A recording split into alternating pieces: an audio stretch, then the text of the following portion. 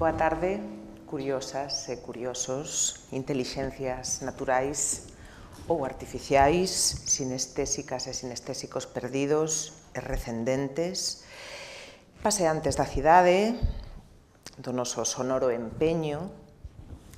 Esta noite, tarde-noite, o noso sonoro empeño, que non é nin estrondoso, nin moi teimudo, pero teimudo o xusto, un pouco teimudo, sí, quizáis.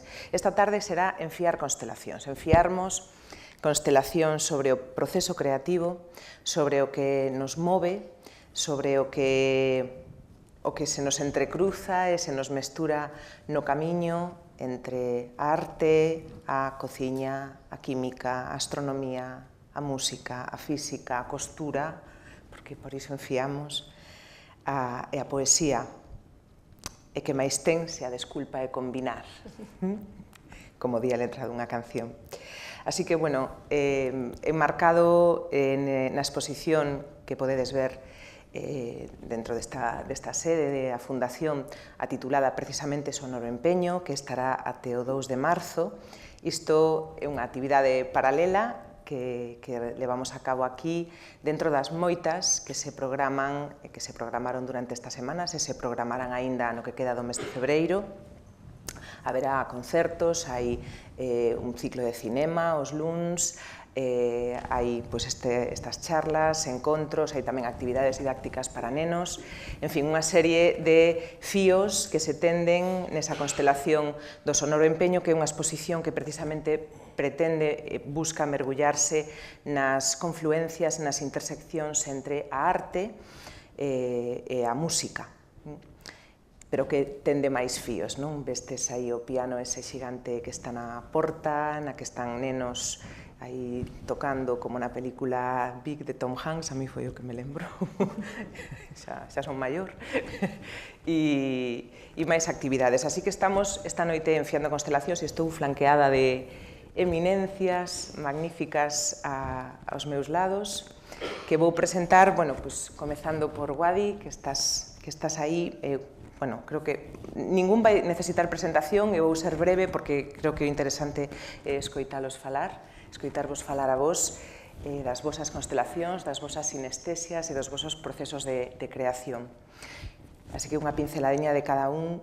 Guadi Galego é unha das artistas de máis sona, máis destacadas e máis exquisitas, elegantes do noso panorama musical. Leva moitos anos no mundo da música, empezou en Berrogueto, como gaiteira, como pianista e como cantante. Ten varios traballos tamén en conxunto con outros músicos como Xavier Díaz,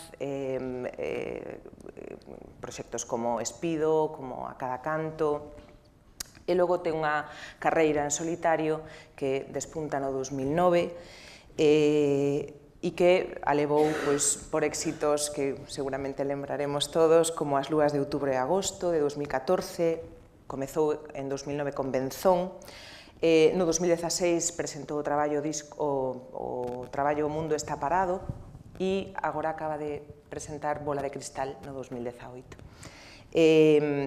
Ten unha trayectoria, creo que moi rica, moi recoñecible, ten unha voz inconfundible, creo que ten un coidado especial por temáticas que son de moita actualidade, de moito compromiso, de moita forza, moita contundencia e, bueno, gustaríame que con ela enfiásemos por temas, pero, bueno, xa o veremos despois, que teñen que ver coa maternidade, que teñen que ver coas letras, que teñen que ver con proxectos como isto que teño aquí, que logo presentarei e que foi idea dela. Ana Soler, que teño aquí a miña dereita, é unha artista realmente de Sevilla, pero que leva máis de 20 anos en Galicia. Ela é doutora pola Universidade de Sevilla, docente e investigadora da Universidade de Vigo, e doutora en Belas Artes. Ela provén, como conta, do mundo do deseño gráfico e do gravado.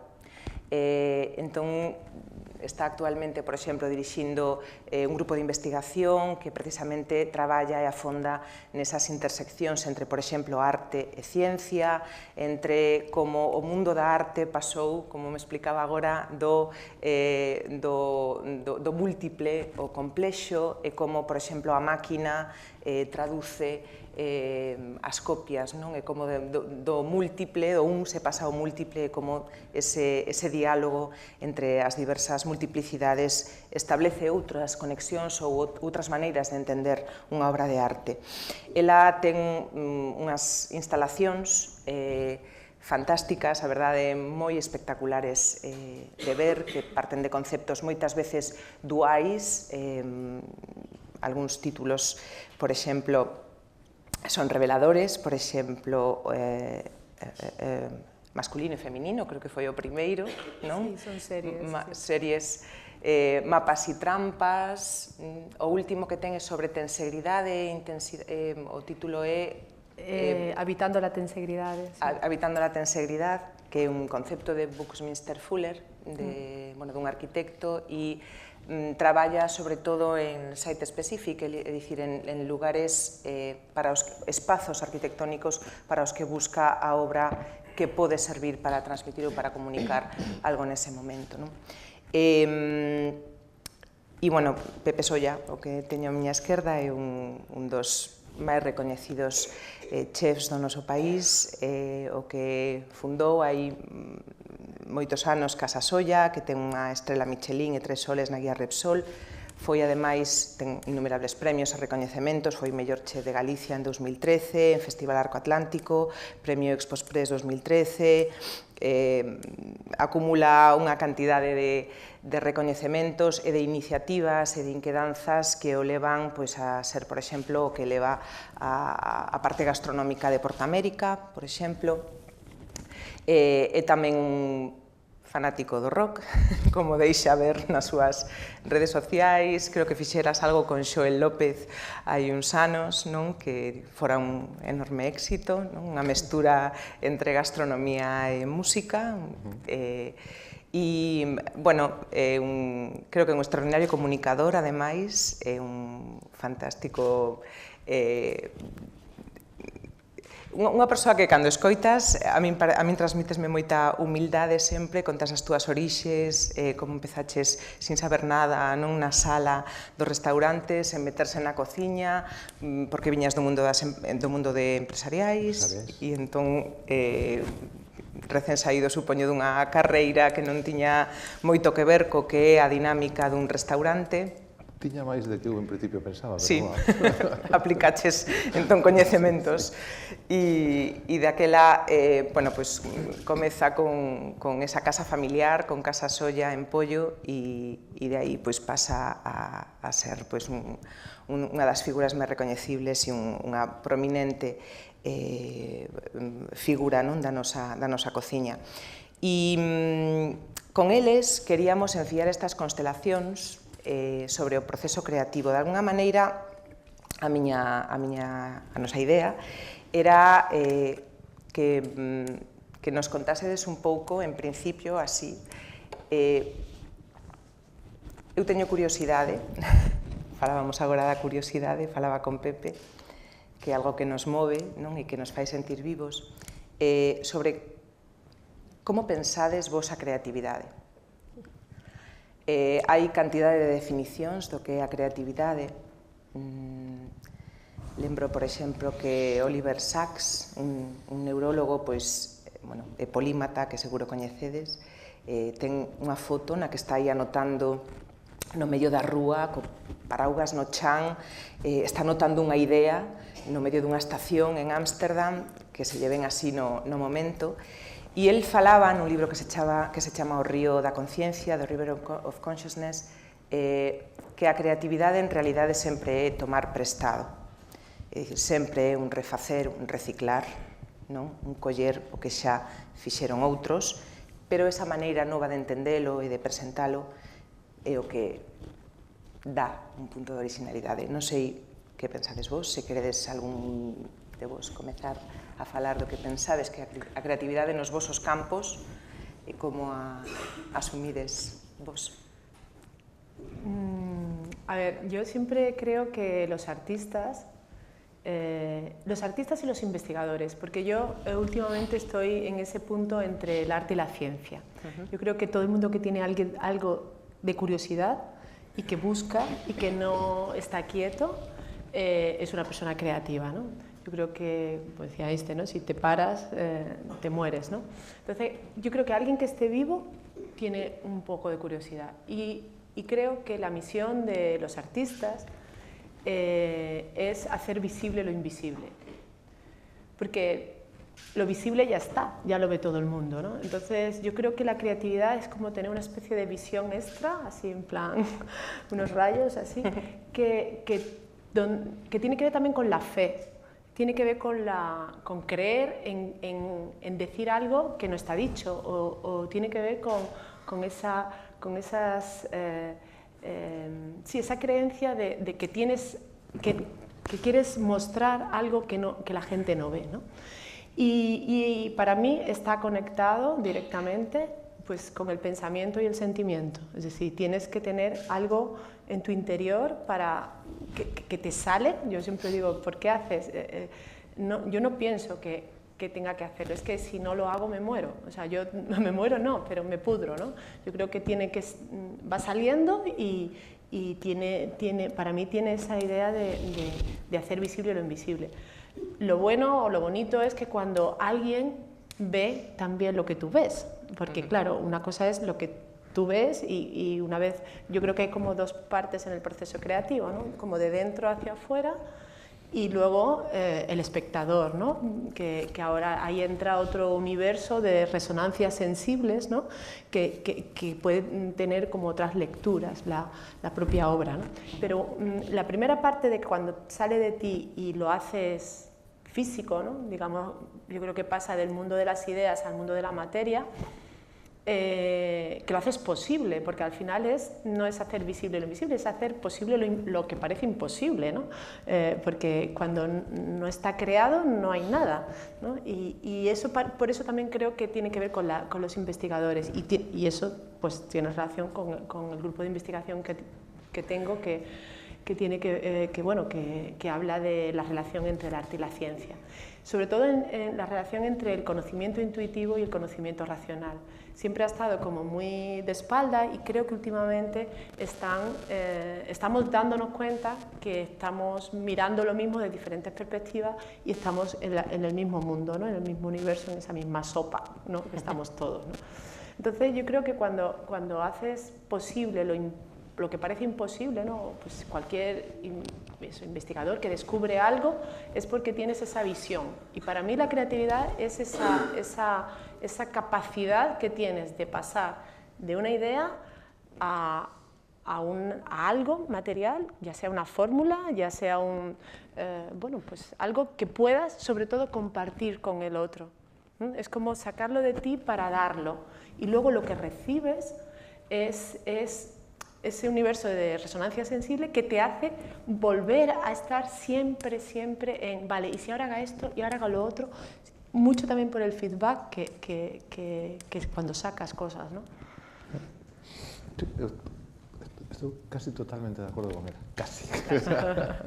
No, casi lo que nos vas a hablar. No, o sea, estoy absolutamente, pues en cuanto a creatividade e a capacidade de ver o que os demás, o que os outros non ven, non? E ti plasmalo.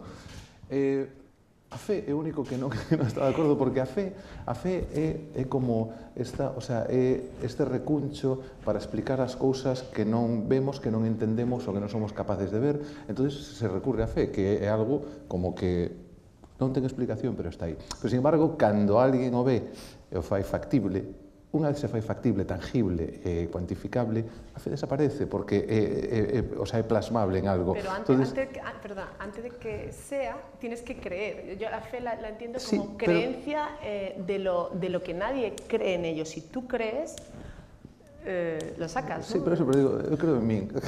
Bueno, vale.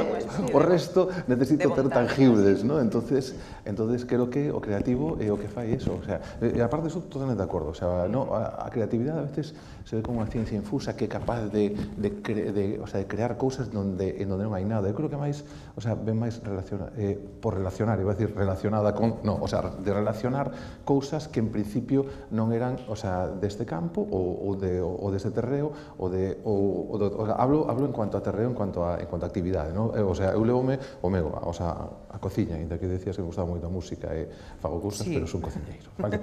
Entonces, eu vou meto tamén, como ti decías, entre a arte e a ciencia, porque non somos artistas cociñeiros, como a veces se nos fai, e porque nos falta parte da ciencia, porque non somos científicos, non temos nin pajolera idea do que facemos, non temos esa parte de ciencia, eu estou xusto aí no medio, ¿no? Pero móvome entre ese terreo. Entonces iba a tratar de escenificaros, ¿no? Cousas, ¿no? Levando o meu terreno, ¿no? Mira, fai poucos días estábamos facendo un plato novo que era, facer un tuétano que non era un tuétano. ¿No? Un tuétano, bueno, todos sabedes, é o oso, ¿no? O interior do oso. Sí, o oso que o interior, exacto, que se parte, se cociña, se gratina, está moi rico, ten unha parte grasa moi rica e tal. Queríamos facer un tuétano que non fora un tuétano de carne, ¿no? Entonces fixemos un tuétano vegetal, porque entonces xa había que empezar a ver as cousas. Hai tuétanos vegetales? Sí, o sea, un tronco e un tuétano. Entonces, cando ahora poñemos un tuétano, que é un tronco vegetal, dentro dun oso de tuétano, realmente estamos xogando a que a xente vea o que non se veía, ¿no? Que se pode plasmar aí. E despois, entonces, isto é creatividade. Sí, o que fixemos é relacionar dúas cousas. Por eso digo que a creatividade está ligada a relacionar cousas que en principio non estaban aquí ou que non estaban nese campo, nesa actividade, pero non é máis que eso. O sea, creo que hai que quitarlle, eu quitolle como moita magia, como moito tal. No, o sea, simplemente nun momento ves cousas. Para mí a creatividade é isto, ¿no? É ser capaz de trasladar outras cousas. A veces veñen incluso de outros campos. Ahora estou totalmente referido á cociña, pero a veces ven de outro campo e o levas ao teu campo, ¿no? É sencillamente isto. É moito menos mágico do que parecía a creatividade, ¿no? Moito máis tangible, moito máis. Para mí, Sí, yo a veces a los alumnos, sobre todo de doctorado, cuando empiezan a hacer una tesis, al final una tesis tiene que ser inédita, es una pregunta que tienen que hacerse y llegar a una respuesta inédita, ¿no? Siempre le digo que al final el conocimiento, y tiene que ver con la humildad que hablábamos antes, el conocimiento nos viene, o sea, nos viene dado y nosotros lo único que en el tiempo y en el espacio somos tan pequeños que lo único que nos da tiempo es como a pasárselo a otro, pero si podemos darle una vuelta de tuerca, de intentar eso, a lo mejor mezclar las cosas de otra manera, porque por ejemplo en una tesis al final dice, ¿qué escribes? Y está ya todo escrito, es difícil, ¿no? Y yo siempre propongo lo que yo llamo la metodología creativa, que es inventar una manera nueva de combinar lo que ya hay para decir otra cosa que no esté dicha, ¿no? Y bueno, es un poco esa idea, ¿no? Eu estou de acordo basicamente co que falou Ana e tamén co que falou Pepe. Eu creo que hai unha parte importantísima que decías ti ao principio que está todo inventado, non? O que pasa que hai que transformarlo todo para poder dicilo de outro xeito. E logo hai unha parte, para min, polo menos no que eu fago, que é a parte na que eu sigo adiante ou deixo todo, non? Cando fago un tema ou algo que está na miña cabeza, se na esencia non funciona, por moita volta que lle dé, a estética non vai a chegar. É dicir, se eu digo, isto esencialmente a nivel sentimental, a nivel conceptual, non me funciona, xa normalmente aparto. Desbotas. Sí, e nunca sigo traballando niso. Se a esencia funciona, despois ven a outra parte, que é esa parte estética que é tan complexa moitas veces porque a ti mesma estaste sempre dando voltas e querendo buscar outro xeito de decir o que xa dixeches ou de agrandar o que dixeches naquela canción, decilo de outro xeito para que poda chegar a outra xente que aínda non o escoitou, non? E despois o que falaba Ana do feedback. impepinable, é dicir, as túas cancións, coas túas metáforas, os teus pratos, cos seus adubíos, me imagino, ou as túas creacións, van a chegar de xeitos tan distintos á xente e os van a recibir de un xeito tan diferente que os van a levar ao seu mundo, e iso é o maravilloso, que non para todo o mundo a canción que ti faz con aquele obxectivo vai a recibir dese xeito, sino que vai a chegar, pois, ao mellor, a unha parte tan pequena como que é unha parte emocional que non ten nada que ver con unha parte intelectual, aínda que ti puxeras moitísima parte intelectual en esa cousa que naceu da esencia máis emocional e que despois buscaches na estética esa parte máis intelectual que te leve a un punto máis pro ou a donde ti quixeches ir ou que se che parezca máis aquilo que aquel día che caeu de enriba, non? Y yo creo que eso es súper importante. Yo creo que has dicho una cosa que dice, si la esencia no funciona, la otra parte no sale. Yo creo que es fundamental y tiene que ver con la sinceridad. Es decir, tú tienes que ser totalmente sincero contigo mismo, honesto, porque es lo que va a dar poder a la imagen y al acto comunicativo.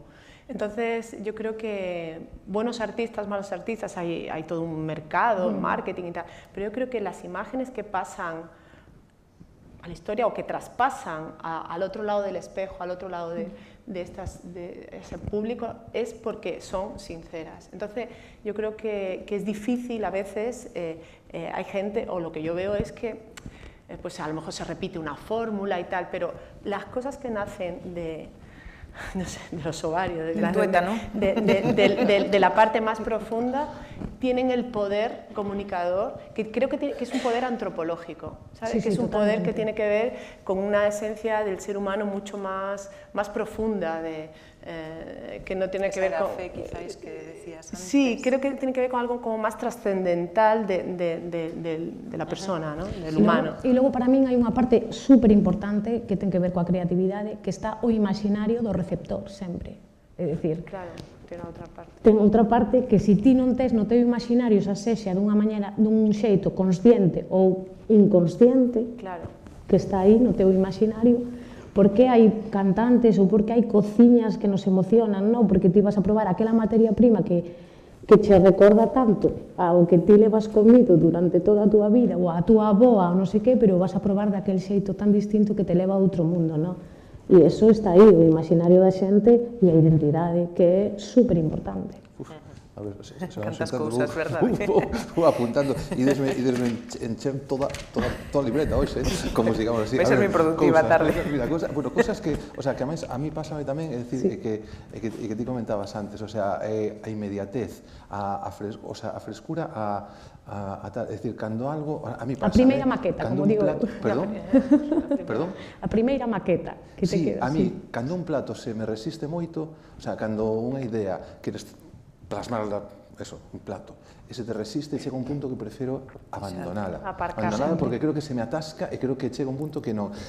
Pero, a ver, eu creo que isto está relacionado para mí con unha cousa que se chama ilusión, e a forza que ti lle pos a un proxecto, o sea, un plato, un proxecto, calquer cousa, cando ao principio, o sea, as cousas necesitan energía, nos lle damos energía ás nosas ideas por esa ilusión. Cando a cousa se te atasca, ¿no? O sea, a ilusión empeza a disminuir, entonces a túa capacidade de levar a cabo empeza a mermarse porque está directamente relacionada con esa ilusión, con esa forza que ti lle pos. Entón, cando nos costa, chega un punto que nos costa e non damos esa energía suficiente, ¿no?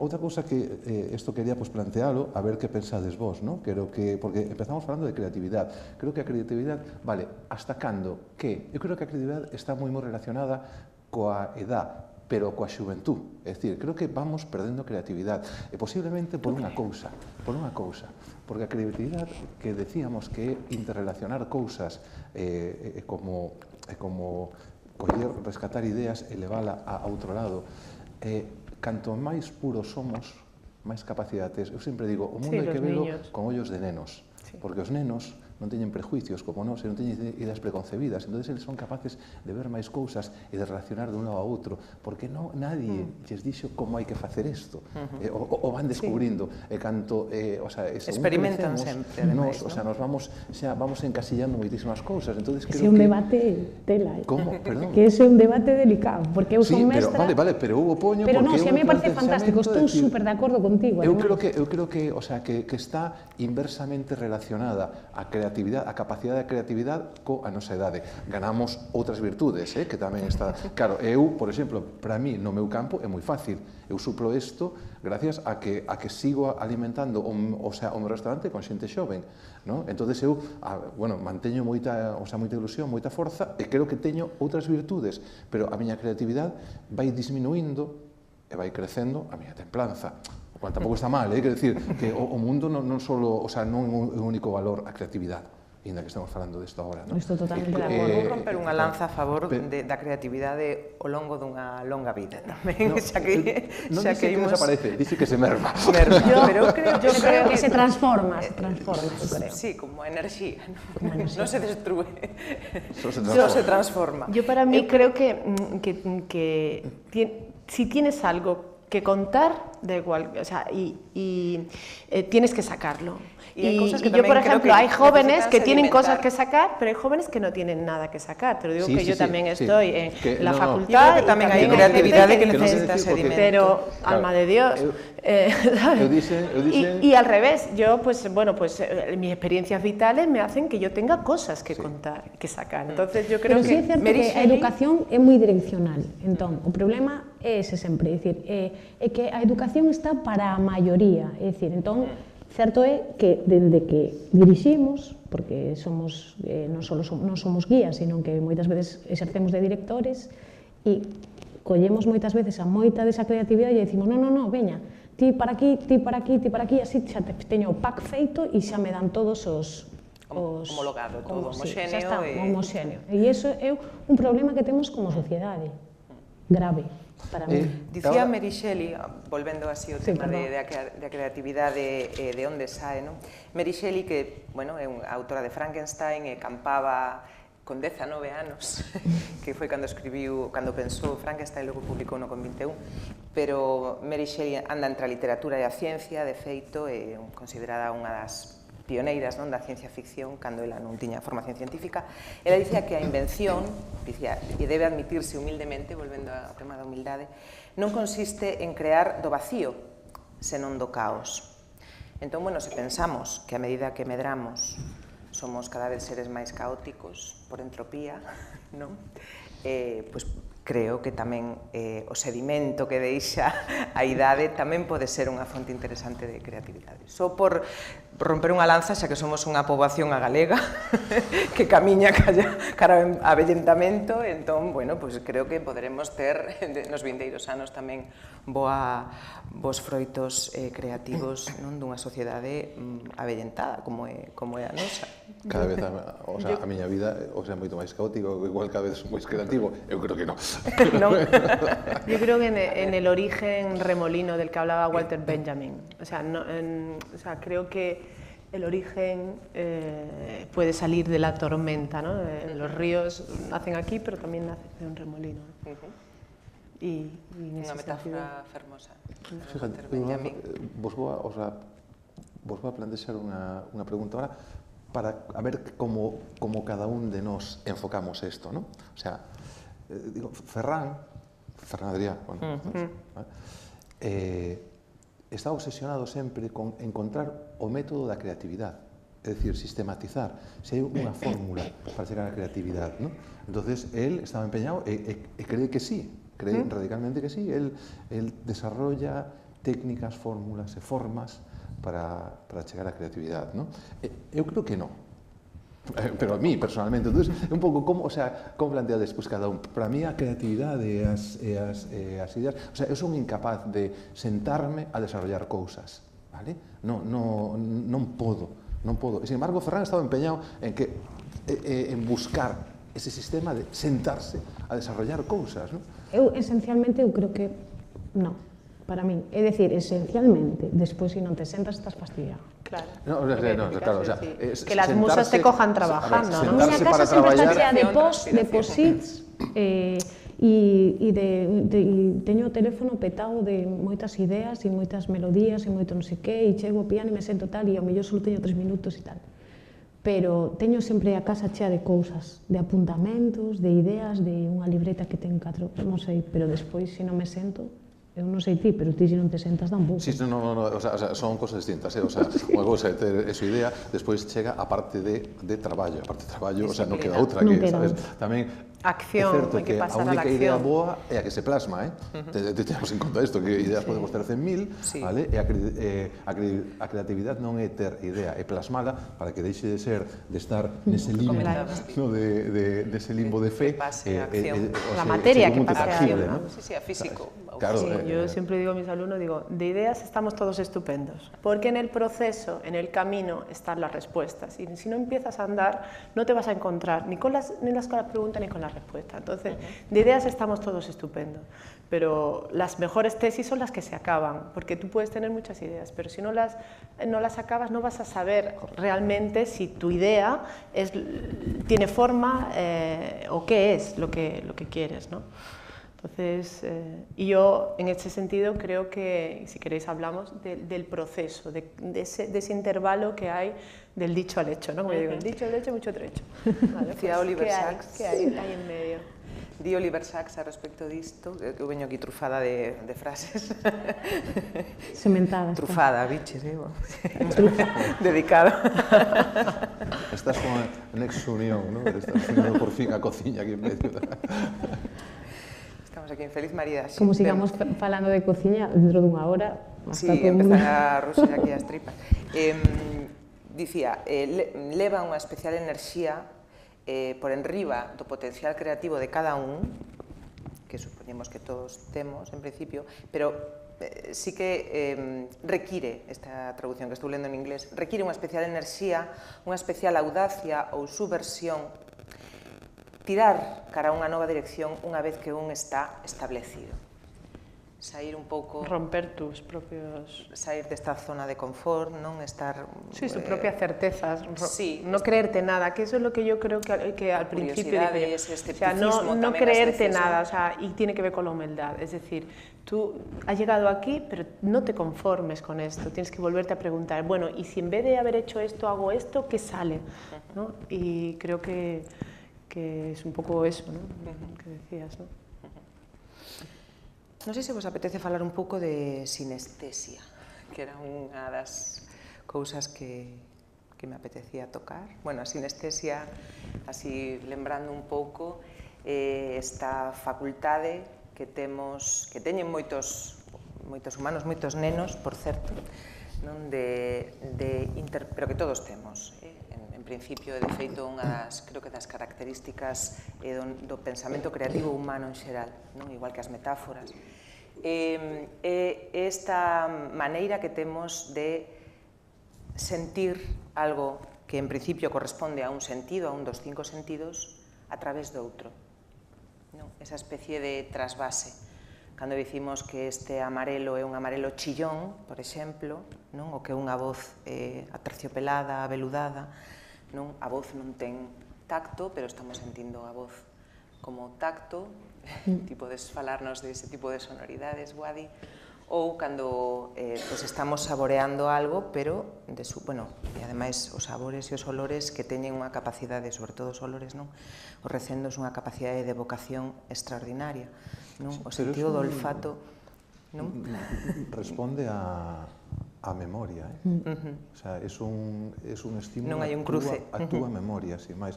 Porque, o sea, eso é como moi pragmático, é dicir, a comida solo se percibe polas papilas gustativas e pola nariz, o que nos concebimos como sabores a unión de o sabor máis o olor. E la vista. Tamén. Comemos cos ollos. Se come con la vista tamén. Sí, pero a vista se empeza a evocar hacia outra cousa, é dicir, como percibir, o sea, a comida se percibe por aí, non? A vista é unha parte... Te entra por la vista. Sí, é o primeiro que ves, vale. Acepto, sí, vale, máis aviso. Yo como soy plástica... E agora máis oído, porque de pronto, cando meto unha cucharada, de pronto si cruje, escoito. Bueno, sí, tamén. As texturas. Claro. Pero logo, o que te decía, o sea, é certo que está moi ligado todo isto, o sea, o que te leva, o que te transmite tal, a túa memoria, sobre todo, ¿no? Cada vez que metes unha cucharada de algo, ostras, a túa cabeza te leva a algo, ¿no? Isto bonito tamén, pero isto é a capacidade que temos de memorizar cousas, ¿no? De transmitir. Hombre, Vamos o traballo, sí, a a ver, yo creo que sinestesia. la memoria es importante, pero se aprende por repetición. Entonces, muchas veces no nos damos cuenta de lo que nos gusta o lo que no nos gusta está basado en unas creencias que vienen de haber repetido. Yo he comido leche con colacao durante toda mi vida en vez de café y a mí me gusta la leche con colacao. Entonces, es decir, que la memoria se aprende, o sea, cuando algo lo reconocemos es porque lo hemos aprendido y lo aprendemos por repetición. En publicidad se dice que la repetición es el mensaje. Pero yo creo que también es interesante pensar en cómo lo que yo llamo repetición y transformación, ese bucle de que yo trabajo hago instalaciones y hago objetos múltiples, ¿no? Cómo se va dibujando, dibujo en el aire, hago instalaciones con cosas que van colgadas y cómo se va repitiendo un mensaje y se va transformando. Entonces creo que también eso, el aprendizaje es repetición y transformación. Y luego decías otra cosa que era de... Se me olvidó. Eu preguntaba realmente por se te refieres a algo que dixo Pepe. Eu preguntaba pola sinestesia, pola percepción. Vale, sí, de los sentidos. Sí, ese trasvase entre sentidos, ¿no?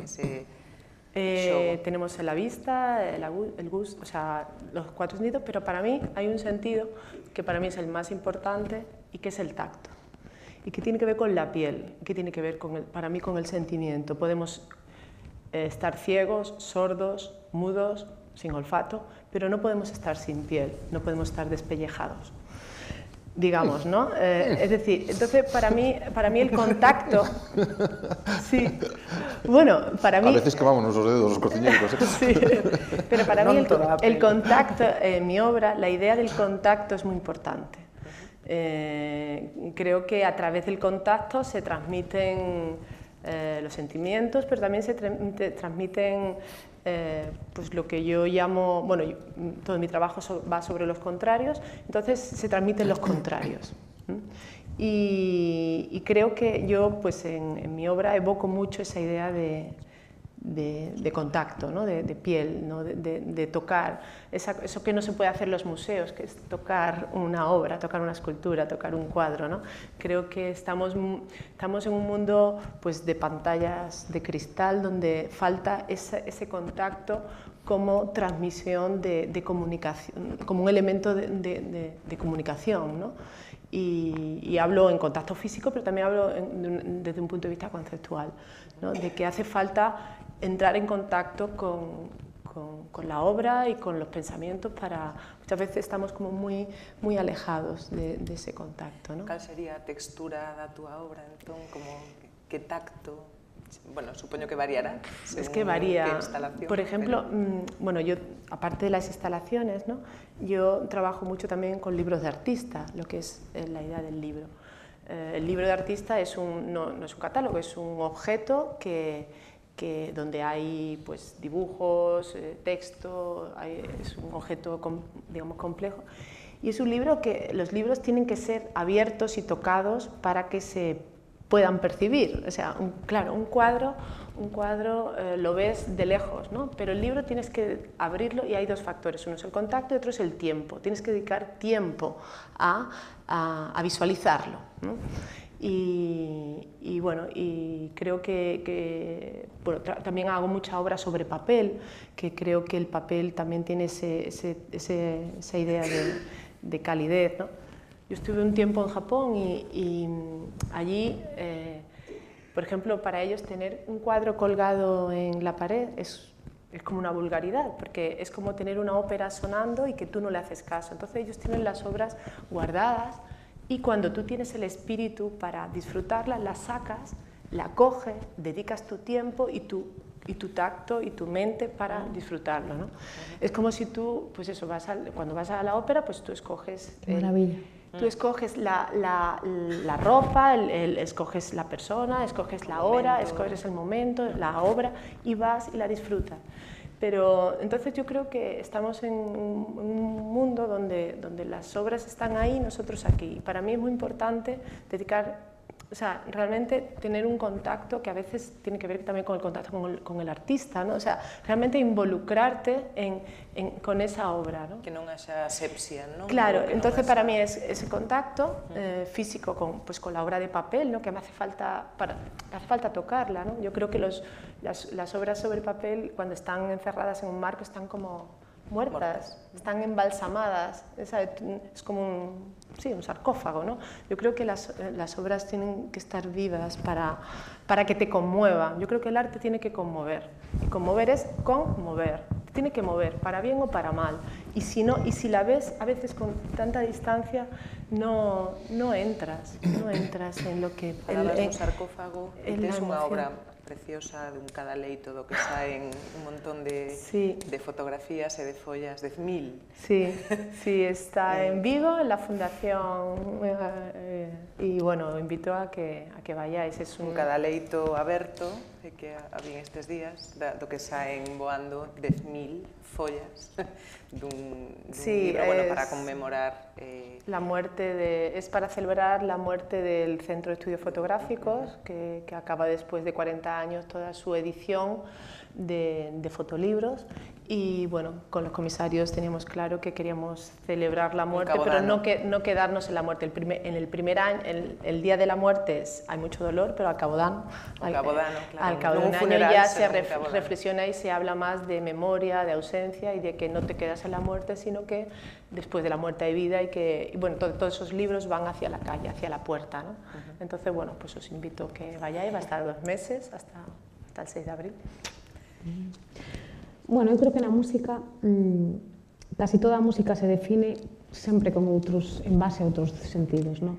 Hoxe mesmo estábamos falando, o seu mestre estaba falando na escola, non? Sobre as calidades vocales, e claro, e entonces xa dice, esta voz aterciopelada, esta non sei que, e pensas nun grupo heavy e xa automáticamente a cor que che ven é o negro, non? Pero eu estou moi de acordo con Pepe, de que o imaginario para iso é fundamental, igual que ti ves unha escena con unha cor e lle poñerías unha determinada música, ou que ten tamén moito que ver, pero xa co plano máis sentimental, de que non podes escoitar a mesma música pola mañá que pola noite. E iso é super importante, para min polo menos. E outra parte, na que estou super de acordo contigo, é dicir, como ti disfrutas da música. Sabes, eu non soporto estar en un sitio coa música alta e estar falando coa xente, porque non son capaz de falar nin de escoitar. Entón, entro en bucle, e é porque se cadra, é porque eu tendo moito a analizar as músicas que escoito, entón, durante unha época que daba aulas de linguaxe musical, volvía tola pola rúa, porque estaba todo o tempo transcribindo partituras, non? Entón, sí, é curioso, non? Pero os nenos sí que o fan moito, o que dis ti, eles sí que necesitan eses adxetivos que teñen máis que ver co resto dos sentidos para porllos a música. Bueno, antes considerabas unha patoloxía, perdón, a sinestesia. Considerabas unha patoloxía, pero bueno, xa se sabe que non, que tampouco é que sexa nada patolóxico, ninguna enfermidade, contrario, pero hai xente que a ten moi potenciada e que pasa realmente máis pola hipersensibilidade, evidentemente. Hai músicos que ven as notas de cores ou números. Lembrábame o de non poder falar, que non che gusta estar en espacios onde hai moita música e non podes falar. Ti comentabas, e perdón, porque creo que ias intervir con outra cousa, pero nunha entrevista hai pouco dicías... Apunto comentar despois, non te preocupes. Lembras. que precisamente no teu restaurante gustabache a sencillez, a sinxeleza e que a xente podes estar nun lugar agradable con compañía, sen estar con ruidos fortes, podendo disfrutar da comida, da compañía, da conversa, que era algo importante para ti coidar o espazo, non? A parte do alimento e dos nutrientes que estás servindo, non? Se nos poñemos non sei, que tamén é unha, non é que sexa sinestesia, pero que é unha maneira de coidar aspectos que van moito máis alá da cociña, non? Que son a arquitectura, o espazo, o son... O contexto. O contexto, claro, todo o que está rodeando o feito social e cultural que é comer, non? E que nos fai felices. Bueno, se estaba falando desta hora, decir, como se disfruta, como se debe facer para disfrutar as cousas. Pois un restaurante creo que ten tamén certa liturxia, se queres, de como, para que podas disfrutarlo ben, non?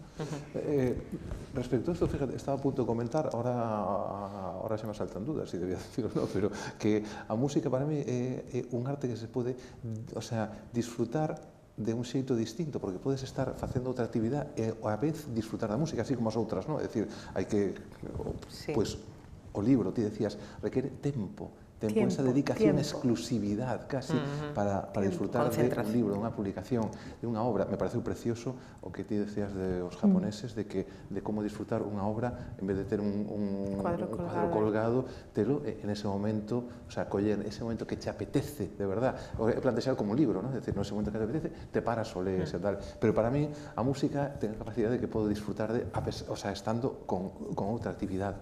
Sí, pero máis no aspecto máis esencial, é dicir, de que ti estás, eu escoito moita música na miña casa, pero casi prefiro escoitala en soidade, cando estou facendo outras múltiples cousas.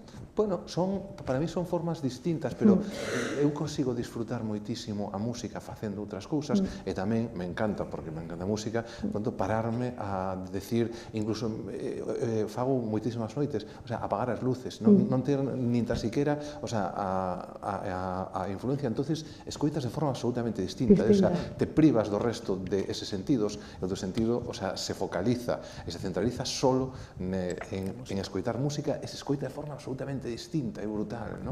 É maravilloso, pero tamén me permite disfrutala con outras cousas máis. Odio o ruido tamén, o que decías, non? De feito, obsesioneime no restaurante, está cheo de fonabsorbentes, a mesma persoa que fixo o Teatro García Barbón, a acústica, a contratei para que dentro dese espacio do restaurante estudiara esta parte para que non hubiera esos ruidos, esa reverberación. Nadie lo hace, pero é super importante. En un restaurante, no puedes hablar. por ese tipo, te pasas 2, 3 ou 4 horas ou máis seguidas, non? Entonces, a contaminación acústica que non nos damos conta a veces, te pode chegar a agotar, e sales agotado, e por suposto non disfrutas do que deberías, de comer, da compañía, do día, de moitas cousas, entón hai que modular todo o que podas, incluso excesos de luz e tal, son moi perjudiciales para todas estas cousas, entón hai que terlo en conta, porque hai moitas cousas que influyen en como ti percibas. Claro, na percepción. A percepción, claro. Eu últimamente teño un debate comigo mesma que sí, porque, claro, durante anos como que hai cousas, claro, que hai cousas que veñen dadas, non? Entón, eu son mestra de primaria e entro nos coles e sempre saio, están cargados de cousas, os nenos están superexcitados con tanta cousa, tanto colgajo, tanto tal, e digo, pero se ao final isto non permite ni siquiera pensar libremente, sino que está todo totalmente direccionado cara a unha estética determinada que xa che din que é esa estética infantil, xa traballada, de temática e tal, e que eu... Os colexios, ahora que o dis, son un dos sitios de maior contaminación acústica. Bueno, sí, evidentemente. Ninguna aula, ninguna aula, dime se me equivoco, pero ainda non encontrei ninguna aula que teña un solo panel fonoabsorbente. Pero non só iso, sino que además hai un problema de metros que é grave. Hai moita, é dicir, absorbencia hai moita porque hai moitos mobles, moitos libros, hai aulas que teñen menos e máis, non? Pero sí é certo que logo hai un problema de metros nas aulas, e normalmente as aulas meten moitas criaturas e en moi poucos metros, e iso Exacto, é unha para tontería. a cantidad de ruido que se pode xenerar nun aula non hai suficientes mobles E claro, despois están as libros que mesas. absorban. Sí, pero o do ruido é unha cousa que deberíamos de tratar noutra... Sí. Podo Contaminacións acústicas, luminosas. É algo que, o sea, que sempre, o sea, falando de, o sea, de creatividade, antes falamos de perdurar, ¿no? De canto perduran esas obras, o sea, as obras boas, o que dá a percepción de boa ou mala real é o tempo é o que final pon, ¿no? Entonces, hai algo que a mí sempre me asusta de dos vosos campos, ¿no? Que as vosas obras perduran, o sea, as miñas son fugaces, absolutamente fugaces. Algunas muy fugaces, las tuyas, que algunas muy fugaces. No, si está rico. E cantos máis fugaces, mellor. O éxito... Durarán 5 minutos, 3, 1, o sea, é o que dura, ¿no? E canto menos duren, máis éxito. Incluso a creación, é dicir, eu podo crear un plato o seguinte día, o fago moitas veces, o seguinte día o retocamos, porque variamos. É certo que igual a miña mente está preparada para esa fugacidade, entonces non busca perdurar e non fago os platos pensando con esa responsabilidade, ¿no? Pero as vosas obras que ao final se quedan, ¿no? Durante moito tempo, ¿no? Entonces a mí sempre me asusta, me dá medo. Perdón, estou collendo a tú. No, é que estou pensando que vou dicir. O sea, ver, o sea, escoitar, o sea, esta parte deles como se enfrentan a esta situación, ¿no? De que a túa obra perdura no tempo, ¿no? E, por lo tanto, a creatividade tens que sopesala moitísimo máis que eu. A túa na memoria, que antes falabas da memoria, e que a tú un sabor pode ser inesquecible durante moito tempo. Sí, claro, ollo, pero solo se te vai a quedar o que realmente bo. Entonces, o sea, non tes como ese medo a que se non era tan bo, vai quedar aí para sempre. Sabes? Bueno, hai xente que te recordará que malo estaba aquilo. Pode ser que te pase. Eu acórdome do primeiro plato que provei teu, que o saibas, e teño moi bo recordo. Como? Perdón, que? Que me acordo perfectamente da primeira vez que provei un plato teu. Ah, vale. Pero perfectamente, dixen... Pois xa ves, de efímero nada. Sí, no, porque paralelo a isto olvidou moitos outros, co cual tamén... No, pero quero dicir que ese medo a enfrentarte a obras que son eternas, que perduran. Contesta, porque eu me fago esa pregunta moitas veces e teño resposta. Bueno, yo creo que somos muy pequeñitos. Entonces, que somos muy pequeñitos, es decir, que en el tiempo y en el espacio somos nada, somos una partícula o sea, estamos en un universo que es inmenso y vivimos 90 años, en un universo que es de miles de años luz que cuesta ir al otro lado. Entonces yo creo que yo desde luego, y sé que hay muchos artistas que he tenido yo muchas discusiones con esto, ¿a qué historia quieres participar? Si somos tan fugaces que es que para mí no tienen una trascendencia pasar a la historia, ni que perdure, ni nada, porque es que dentro del universo no somos nada. No, pero creo que se refiere más con unha mesma. Sí. Porque eu creo que... máis que, vale, o sea, non é que... O sea, non a posteridade. Non é que nos pretendamos unha presencia que siga aí cando nos desaparezcamos, ¿no? Pero a miña obra é absolutamente efímera e a podo rectificar, e sin embargo a vosa non, é dicir, os tendes que tomar a responsabilidade, é dicir, antes de que edites o disco, tens que estar moi segura de todo o que vai dentro, porque eso vai quedarse aí, e logo non podes rectificalo, a túa obra igual, é dicir, o sea, non podes rectificar despois, o sea, cando se plasmou. Cando sale ya sale. Pero a mí me pasa, eu pasei por eses trances, porque sei que me fago esas preguntas moitísimas veces, non? E entón, creo que a medida que pasa o tempo, eu digo, volvería a facer exactamente este disco así? Non, nunca, pero é porque eu xa mudei, xa son outra, sigo camiñando, penso de outro xeito, penso nas músicas e digo, pois a mellor a música si estaría ben así, pero a nivel estético xa estaría cambiando moitas cousas, ou aquela pausa que en ese momento fago así, ou aquela letra que dixen así, non a volvería a decir nunca máis así, me imagino que a ti che pasará o mesmo. Eu supoño que a todas, non? Pero é que a vida é eso, é dicir, é ser uno en ese momento e seguir cambiando e seguir mudando. Es que no te bañas nunca en el mismo río. Claro, ¿no? Es decir, yo creo que por eso, pero por eso yo tengo un sentimiento de cosas muy efímeras, y que tenemos incluso poca perspectiva para e sobre todo que para ese juicio, ¿no? O sea, que bueno, a mí me pasou co último disco. O meu último disco, A Bola de Cristal, é un EP, iba a ser un disco e eu lle di unha frenada aí porque me estaba pasando unha cousa con ese disco e é que xa sei que a quen se lle conte, hai que dicir que non son eu ni nada importante, pero comigo mesma. Tranquila, que non se escoita nadie. No. Pero quero dicir, pasábame a min comigo mesma que non me recoñecía como me quería ver eu nese disco. Entón, decidín paralo porque necesitaba repensalo. E xa tiña feitos 10 temas do disco e só saquei 5 porque eran os únicos 5 temas onde eu realmente vía que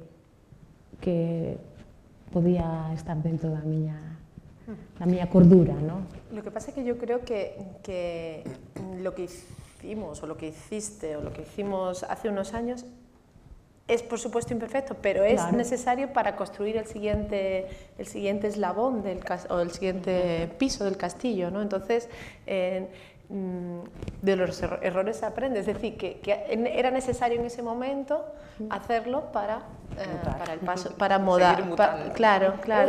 Entonces, a primeira estrofa do meu disco que me dicía, tentei comenzar cun cadro pequeno, porque eu son nefasta pintando. Tentei comenzar cun cadro pequeno, pensaba que só iba a topar un erro e atopei un montón deles, ¿no? E eu creo que eso é o máis maravilloso, é dicir, estar todos os días aprendendo de ti mesmo. Claro. Quería xogar un pouco, non sei se querías engadir algo, Pepe. Quería proporvos un xogo, xa que estou en fiar constelacións, e sería, pois, que me comentasedes que constelación sería a vosa, unha constelación inventada. Poñovos un exemplo, se eu, a mí me interesan, por exemplo, pois a ciencia, a literatura, a muller, a música, a maternidade, e con eses 5 puntos fago unha constelación e a chamo a curiosidade. Que puntos credes que son fundamentais para vos na vosa obra? Palabras clave, ¿no? Sí, palabras, ideas, forza, palabras clave. Sei que é así un pouco igual a bote pronto preguntar. Podedes pensalo un pouco, podese pensar en directo, nunca se pensa en directo, verdade? Podese reflexionar aquí, en silencio total. De feito, vou pensando... Non, pero quero dicir, non sei, xa un tempo aquí, vannos ver pensar. Para min, pluralidade, diversidade, universalidade e identidade, eu creo que ao final eso é prácticamente todo. Pluralidade, identidade, diversidade... E universalidade. E universalidade. Pues... Sí, e chamaría a armonía de contrarios, que creo que é o que move o mundo, os contrarios e as contradicións e o debate constante, e tería esa constelación aí sempre como guía. Pues, a ver, para mí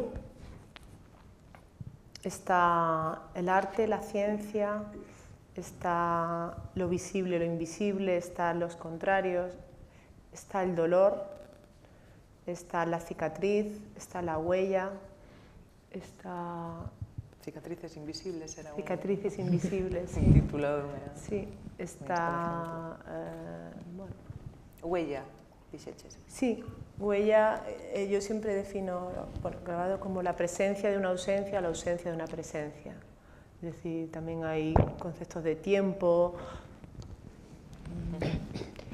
y, bueno, y mujer tamén. E tes algún nome para esa constelación túa? No sé. A lo mejor, é unha constelación grande. A lo mejor hay que salirse de la constelación para ponerle el nombre. Yo estoy como muy dentro. Sí, mira, yo os voy a contar una anécdota que a mí me llamó mucho la atención hace unos años. Me invitó el Ministerio de Asuntos Exteriores a dar algo parecido en Japón. Bueno, pues era unos foros de esto de España y Japón, y había 3 áreas, una era economía, ciencia y arte, ¿no? Arte y cultura, ¿no? Entonces había gente como muy importante, estaba Garrigues, estaba pues ministros y así tal. Y entonces la mesa de investigación, de la científica, digamos, la presentó el director del Museo de la Ciencia de Tokio, y que era el único astronauta japonés que había ido al espacio. Y sí, y entonces pues hablábamos de los mapas, y hablábamos de los centros, y hablábamos de... Y él empezó bueno, presentar la mesa con una historia que a mí me gustó me pareció muy bonita. Entonces empezó presentándonos el mapa del mundo, ¿no? Como lo vemos, como lo conocemos nosotros, que es, pues, está Europa, está el Océano Atlántico. Y entonces él hablaba que el centro había sido Europa durante muchos años, pero que en los años pues, después de la Segunda Guerra Mundial, pues el centro pasó a Estados Unidos, ¿no? Y entonces pues transformó el mapa, y el mapa era con América en el centro, Atlántico y el Pacífico y tal. Entonces ya como que no reconocías el mapa, ¿no? Un mapa que es una guía, ¿no? Para moverse por el mundo, ¿no? Y entonces él decía que ahora, en la actualidad, el centro, digamos, de actividad económica, social y cultural estaba en Asia, y de repente hizo otro movimiento con el mapa, y el mapa aparecía Asia en el centro. ¿Qué pasó? Y él decía, ¿veis todo esto? Son maneras de ver lo mismo, pero si te sales de la Tierra, lo que ves es un planeta redondo, dando vueltas y muy pequeño. Y sin norte ni sur. Sin norte ni sur. Y él de repente propuso otra manera de cartografiar la Tierra, donde había muchos centros y donde se entendía la Tierra como un sistema complejo de relaciones y de perspectiva. Y en movimiento. Y me pareció muy bonita esa idea de que hace falta tomar distancia. Por eso decía yo estoy muy metida, no sé cómo... Igual puede ser a distancia. Me hace falta un astronauta, a lo mejor sí, me hace falta... casco. El casco, y me hace falta salirme de mi constelación para que otros lo vean con otros ojos, con otras miradas, y sobre todo saber y entender que estamos en movimiento, que no hay nada eterno y que somos muy pequeñitos en ese espacio. Y para mí, y vuelvo a decir como empecé, es lo invisible, en lo invisible está la clave de lo visible. No sé si sabéis, la materia oscura en el espacio es el 99,9% y explica la realidad, la materia que vemos, ¿no? O sea, vale dicho con claro, y nadie es... Bueno, claro, y a nivel atómico pasa lo mismo. Un átomo tiene el 99,9% de no materia y un 0,2% materia. Perfecto, non podemos tocarnos a nivel física de no que o tacto non existe porque os átomos nunca chegan a tocarse. É unha ilusión de percepción. Es una ilusión de percepción. Y si metemos, o sea, nosotros estamos hechos de átomos, y si comprimimos toda la materia, o sea, quitamos toda la no materia, toda la humanidad podría reducirse a esto. O sea, no somos nada, ¿sabes? Entonces, para mí, es como pensar en esas cosas, me da vértigo. Me da vértigo, sí. Pepe, a miña consideración. se queres ou se non, contanos, fálanos outra cousa. Ademais é que, o sea, voulles contar a verdade verdadeira, ¿no? Porque onte pasou un mail no que xa nos comentaba isto, ¿no? Que fóramos creando a nosa constelación, pero a verdade que onte andaba liado e non a fixen. Entón, agora, fai un rato cando empezábamos, antes de empezar, falábamos desto. A túa constelación tiña un nome que me gustaba moito. Curiosidade. Curiosidade, vale? Porque reconozco que son unha persona moi curiosa.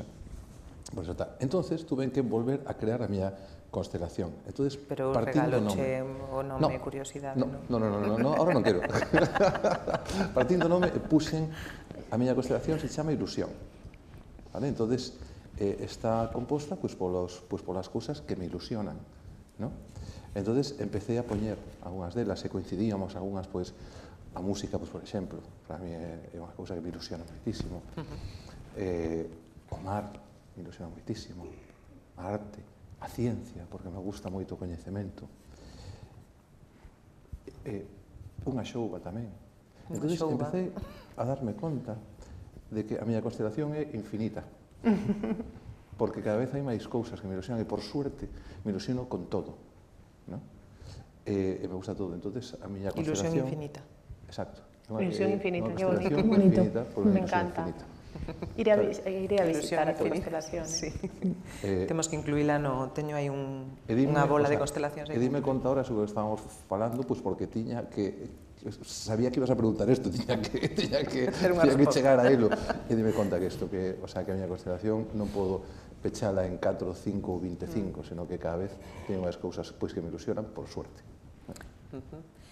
Sí, bueno, non falamos da música, non sei, eu tiña aquí preguntas, por exemplo, a que sabe saber ou como soaría, como sabería Eddie Vedder, por exemplo, gustache Eddie Vedder? Como que? Como que non me enteré? Eddie Vedder, o cantante de Pearl Jam. Sabe a viño. A Eddie Vedder sabe de ese, o sea, sempre... whisky, coñecedes Eddie Vedder o... Eddie Vedder é a voz, o líder, o cantante de Pearl Jam, ¿no? Eddie Vedder sempre leva, o sea, sempre nos seus conciertos hai un par de botellas de viño que bebe a morgo, sí? Sí, pum, ya tragos. Tamén unha xerra de café, vale? Suele ser as cousas que ten eso ali diante, ¿no? Unha voz fantástica, pero que cante lonxe, ¿no? No, a lo mejor le hace falta vino. Eddie Vedder sabe a viño, seguro. Bueno, e moi ben, moitas grazas polas vosas constelacións. Este era un xogo que quería facer con eles un pouco ao fío, non, do título desta mesa, que non hai mesa, é unha mesa invisible, non? Nos fixemos visible esa conexión que hai nas mesas. Como que non hai? O sea, xustamente estamos falando de que a creatividade e a capacidade... Exactamente, por iso, estamos facendo... la que tú quieras. Exactamente, estamos facendo visible e invisible. Múltiple. Chea de comida recendente. Chea de un montón de cousas. Hai infinitas posibilidades de mesas. Sí. Todas as que queramos imaginar. Todas as que queramos imaginar, exacto. E, bueno, un pouco por rematar, levamos xa unha horiña aquí falando, debatendo, pasouseme moi rápido, a verdade. Sí, a mí tamén. Non sei se alguén quere comentar algo, preguntar algo a algún de vos. A Pepe, a Wadi, a Ana, sobre o seu traballo, sobre o que estamos comentando aquí, se tendes... Hai algún artista en la sala?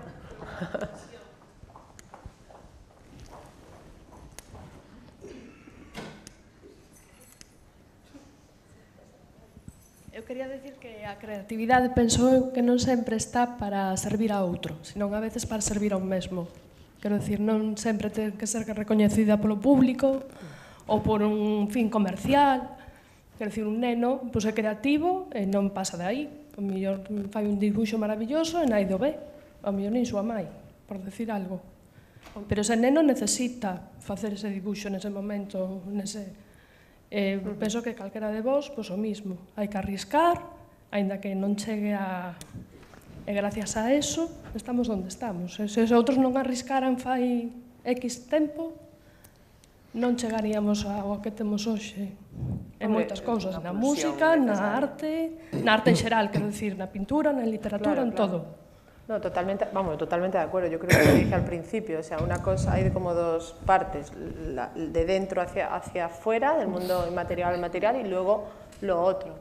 Y por supuesto que hay que salir adelante, porque si no hubiera, y ahí a lo mejor tiene que ver con lo que decía yo al principio de la fe, o sea, si no no hubiera habido avances en la ciencia y en el arte. O sea, los que avanzan son los que hacen un camino extraordinario. El camino ordinario ya es, y si es extra es porque hacen un algo diferente, algo que la gente no ha visto y eso. Y por supuesto, aparte está el mercado, los críticos, tal, que eso es otro mundo que no tiene que ver con la creatividad. Tiene que ver con las industrias culturales. Sí, pero sí é certo que todas as obras teñen un fin comunicativo, non?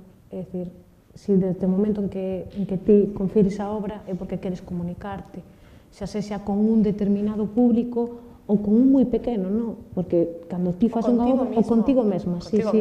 Pero é certo que hai moitas cousas que están nas gavetas ou nas mentes ou nas ideas e nunca chegan a fin, pois porque ti ves que iso que queres decir, pois a mellor non tens que contarle a ninguén. Sí, eu creo que, o sea, hai que, bueno, eu distinguiría dúas cousas, é dicir, creo que a creatividade é certo que pode ser, o sea, que non ten que estar pois limitada nin que chegue a nadie, pero a nosa labor sí. Sí, é dicir, a nosa labor cobra sentido, e ten sentido cando chegamos a alguén, porque ao final o que nos queremos é chegar a alguén. Cando escribes, cando cantas, cando faz calquer obra, ou un cociñeiro cando cociña, a función, o sea, sí, o sea, realmente a aplicación desa creatividade despois no noso traballo, o sea, é que chegue a alguén, e que emocione a alguén. Que emocione a alguén. Yo ahí también voy a lanzar creo que también la sociedad tenemos que estar acostumbrados también a valorar y voy a decir económicamente los productos que hacemos. O sea, creo que sí, que el mercado es aparte, que no tiene que ver con actividad, pero una manera de que te valoren lo que estás haciendo es que apuesten, que compren tu obra, que compren tu disco y tal. Porque muchas veces, y yo también lo digo en la facultad muchas veces, no nos alimentamos de líneas de currículum ni de canciones, nos alimentamos igual que el resto de los mortales. Bueno, tú a diferencia con nosotros, nos podemos alimentarnos de nosa obra directamente. Ya, tú te la comes. Temos xa unha clara ventaxa. É autosuficiente completamente. Sí, pero a Fenosa, tú le mandas un platito a Fenosa. O sea, pagamos las facturas igual, pagamos las facturas, el peaje y todo. Entonces yo creo que también ahí... Ese tamén é outro debate. Ese es otro debate que ahora lo vamos a dejar, pero creo que también ahí hay una tarea nuestra de valorarnos como económicamente y de educación de la sociedad, de que a veces estamos como acostumbrados que los artistas con ya sacar las cosas y tal, ya estamos contentos. Pero no, y estamos muchas veces acostumbrados a que la cultura es gratis, a que la educación es gratis, y a veces hay que valorar... Sí, fíjate, por exemplo, asumimos perfectamente que cando se nos estropea un vertedeiro ou non desagua, chamamos a un fontaneiro, chega e por desatascarnos eso, sin cambiar nada, nos cobra 70 euros, ¿no? Sin embargo, nos costa pagar a creatividade. Y nos gastamos a lo mejor 800 euros en ir a Punta Cana, pero no 100 en comprar un grabadito. A miña postura teño clara aí tamén. Teño clarísima tamén. Eu penso exactamente igual que a vos. Eu creo que ao final a sociedade, para que haiba unha armonía social, ten que empezar dende a base, a educación e a cultura son fundamentais para poder desenvolverse en todo. Entón, moitas veces nos tiramos dos pelos, non? Porque temos que ir a un concerto que nos van a cobrar 15 euros e despois estamos comprando cousas absurdas, moitas veces, que van ao lixo e ainda encima contaminan, por riba contaminan, por precios moitísimo máis caros. Entón, ao final, eso todo entra na escala de valores de cada persoa e de ese espacio mercantil que é fundamental na educación da xente. Hombre, yo creo que invertir en experiencias te da el triple que en cosas materiales. Entonces, claro, o sea, tú dices 15 euros por un concierto y te parece caro, pero luego tomas una cerveza, 3 tapas, o te compras una falda en Zara y ya, y eso no dices que son 50 euros, no, pero te parece caro el concierto y no la falda. É todo como a escala de valores e como educamos para que sociedade queremos crear, ¿no? É dicir, en que nos queremos convertir. E iso é un debate que creo que debería de terse de base e que nos está costando moitísimo, como sociedade, creo que sí. Non sei se alguén quere preguntar algo máis, engadir algo. Bien, yo quería comentar una cosa.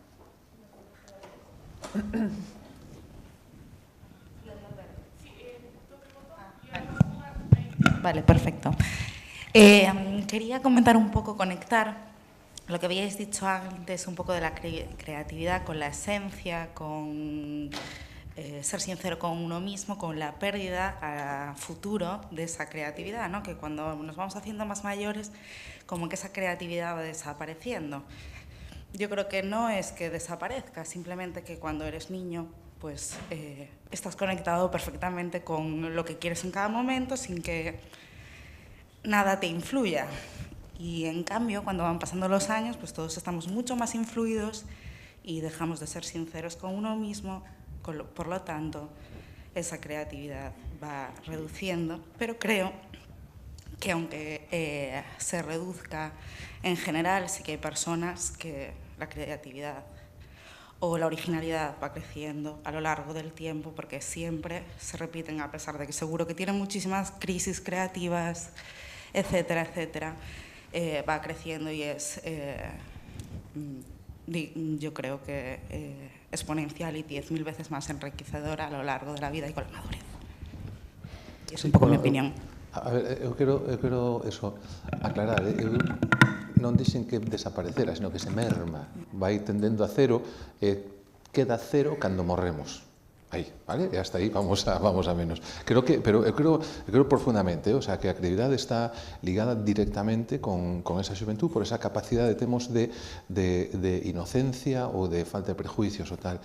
E creo que esas crisis de creatividade é cando, para mí, o sea, sempre conto, para mí a crisis de creatividade é cando queremos forzar a creatividade, cando nos vemos forzados a que temos que ter esa creatividade, e a creatividade a veces para mí non encontrei ainda ese método para conseguir sentarme e ser creativo, ¿no? A creatividade para mí é algo que fluye cando son capaz de conectar cousas que nun momento non sabes por que as conectas, pero nun momento logras pues, conectalas, ¿no? Entonces creo que a crisis da creatividade para mí é cando trato de forzar esa creatividade, entonces non me chega, entonces teño unha crisis de creatividade, sabes? Eu creo que para crear hai que vivir, e o que non vive non pode crear.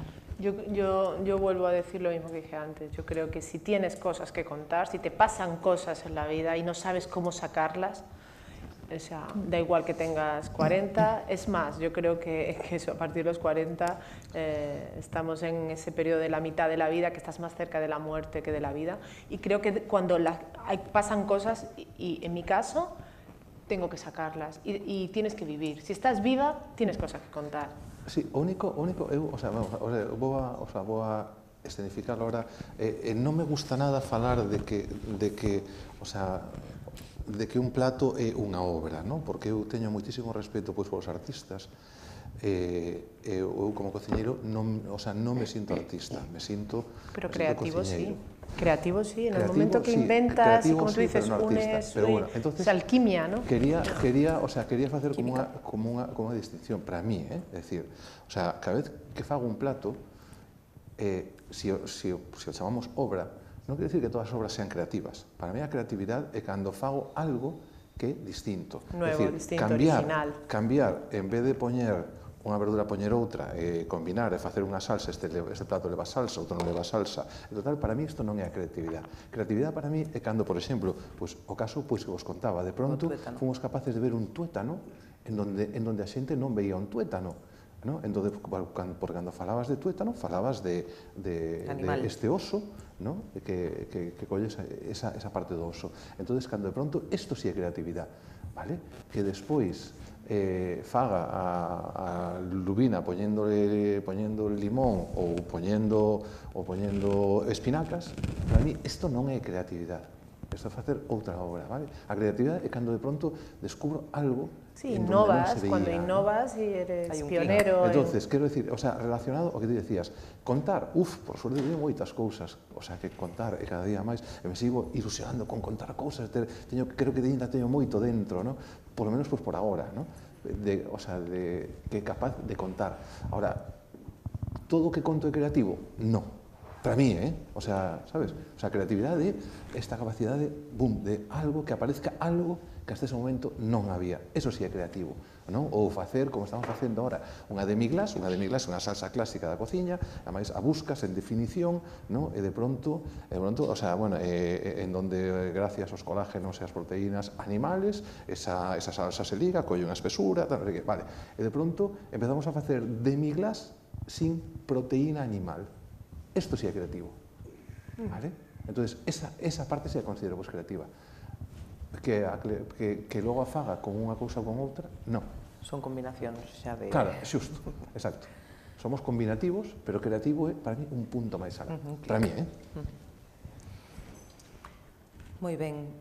Bueno, creo que as persoas que máis se arrepinten na vida son as que senten a chamada do poder creativo e por falta de tempo ou por circunstancias non lle dedican a enerxía e non son capaces de pasar a esa acción, non de pasar a ese outro lado que comentabas ao principio, Ana. Non sei se alguén quere facer alguna pregunta máis. Si, hai máis preguntas.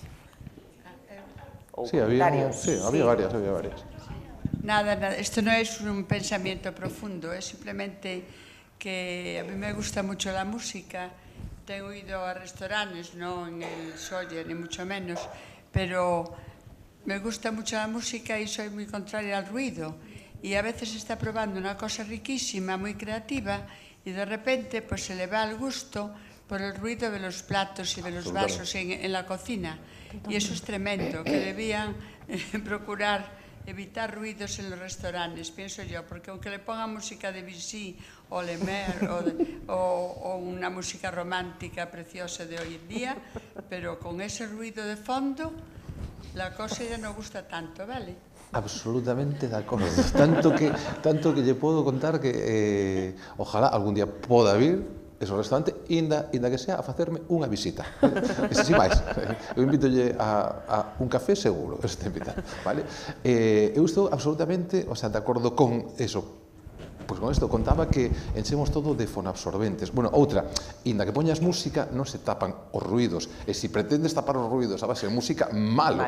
Porque entón, tens que poñer, sabes, aquí non generar ruidos, non? Eu estou obsesionado con eso, e traballamos moito a forma en que poñemos o plato, levantamos o plato ou retiramos os propios cubertos, non? É dicir, nunca deixamos coller, temos normas de non coller máis de 2 platos, nunca apilar platos, non, estas cousas en casa non poden pasar porque eso genera moitísimo ruido, moitísimo. O ruido o generamos os propios traballadores, a xente moitísimo máis educada que nós, non crea, de verdade, Entonces temos que procurar isto, porque o silencio é unha gran virtud. A veces calado, o de que calado está moitísimo mellor, podemos aplicar os ruidos tamén, sabe? É moito máis guapo cando está calado. Pois certo, pois o ruido absolutamente, o sea, non podo estar máis de acordo, ojalá isto sea un dogma, vale, para todos. E é un síntoma de que saboreamos tamén cos oídos, non? Algo nos sabe mellor cando escoitamos nun ambiente propicio. Son interferencias. Por lo menos o que antes eso decía, para mí é un placer a veces cando chego a noite, estou solo, apago as luces e poño música. A mí isto, pero non, o sea, non por os auriculares que me oísle, sino esa sensación de silencio, de calma, estar escoitando música e con luces apagadas é un placer tan grande que, claro, o sea, entonces aislar de certas cousas para disfrutar do que queres. Entonces, un ruido para mí non deixa disfrutar de nada. En o meu caso é un restaurante, entonces, é horrible. As luces tamén son importantes. As luces son importantísimas tamén. Ter luces, non? Quero decir, as dúas cousas. Ser iluminado, pero ter luces axeitadas ao momento, non? Que non sexan excesivas. Bueno, isto é para Pepe Solla, a ver se a través da verbalización dunha idea se consigue crear algo. Por exemplo, eu son diabético, entonces escasean a veces os pratos específicos para diabéticos nos restaurantes. E Entonces quería decirlle a ver si, como un desafío, si procede a creación de platos diabéticos creativos de kilómetro cero, é dicir, de produtos que se podan encontrar nos sitios. Sí, tamén. Si procedería. Eu, de todas formas, estou indo á cociña para aprender, porque agora me transformei en amo de casa, e me gusta moito. Sí, a ver, podes decir, eu como cociñeiro me sento moi responsable coas cousas que pasan na nosa sociedade, coas limitacións que temos cada un. Fai pouco colaboraba nun libro para enfermedades de osteopatía, agora dentro de pouco para outros de enfermedades renales. En casa, o primeiro que preguntamos é algunha alerxia, intolerancia, e adaptamos os nosos menús a todo o que podamos, entre eles diabetes tamén, por suposto, no? E creo que, como nós, debemos facelo todos, absolutamente todos, no? Porque ao final un restaurante se debe á sociedade, ¿sabes? Porque se alimenta da sociedade.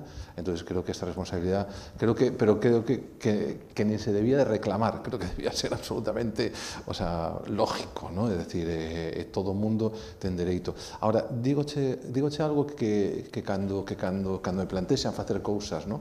con certas enfermidades ou limitacións e tal, digo, tranquilo, seguro que ti, pola túa limitación, te esforzache en conseguir moitísimas máis cousas, a xente en xeral ten moitas máis limitacións das que tes ti, porque temos limitacións de aquí, que nos gusta comer solo o que nos gusta comer, e como ti te viche limitado a facer moitas cousas, tu veche que abrir o teu abanico, e seguro que descubriches moitísimas máis cousas que moita xente que non ten ninguna limitación, non digo todo o mundo, que moita xente que non ten ninguna limitación, o sea que non te sintas tan mal, porque seguro que estás moito máis aberto a moitas máis cousas que moitísima xente, seguro, seguro.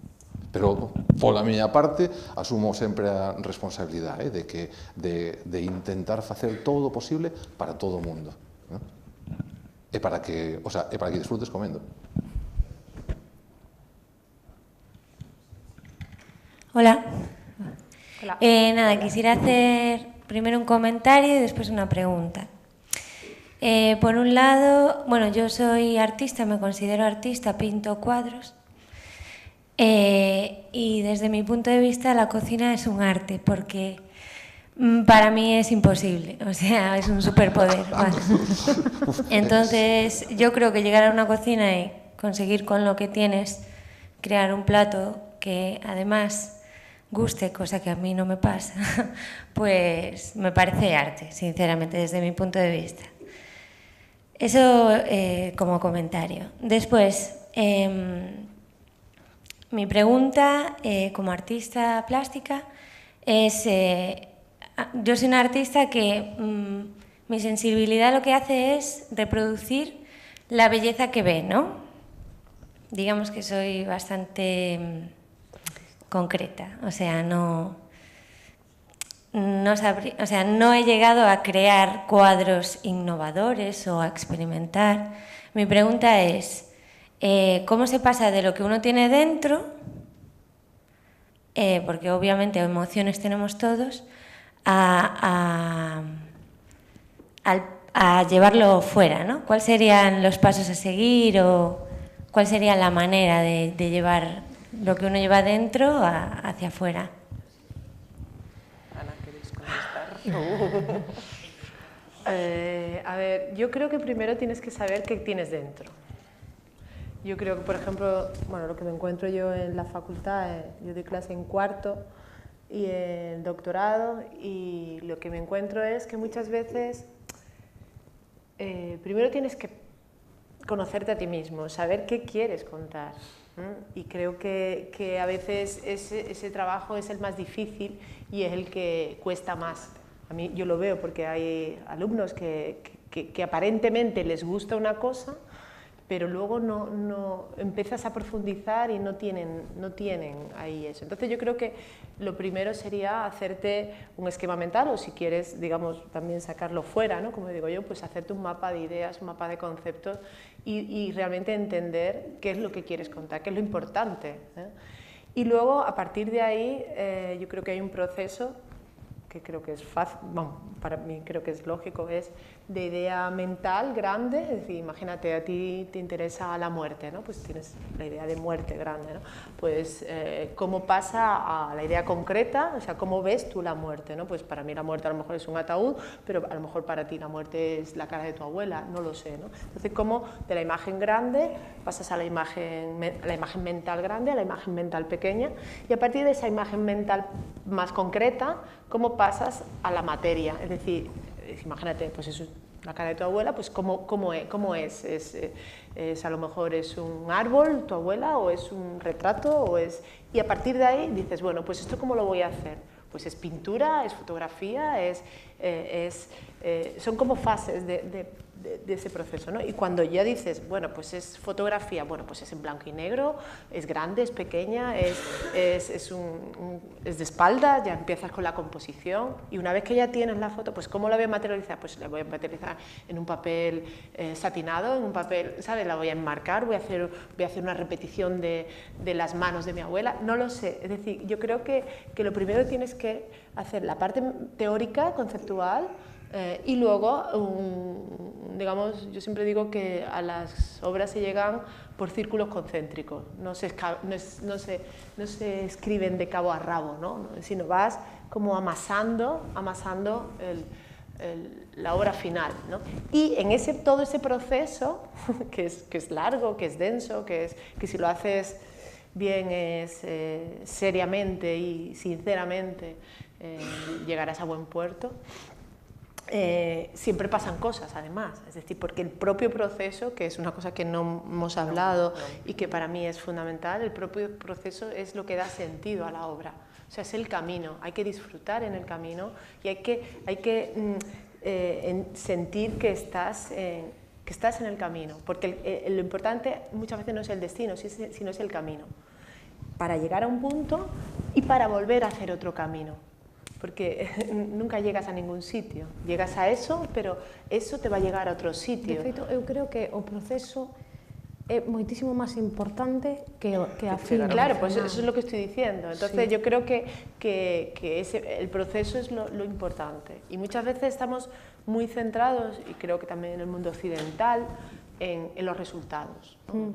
En Oriente, en Japón, yo por ejemplo, todo, sí. Que estuve tirando... Bueno, el Kyudo, ¿no? Que es el tiro con arco japonés, lo importante, ellos dicen que lo importante no es la diana, lo importante es cómo tú estés y así vas a llegar a la diana, pero lo importante es todo, cómo te pongas, el proceso es lo importante. Y aquí no, aquí está la gente dando a la diana y tú muchas veces te olvidas o sea, lo que tienes en la diana está dentro y tienes que como...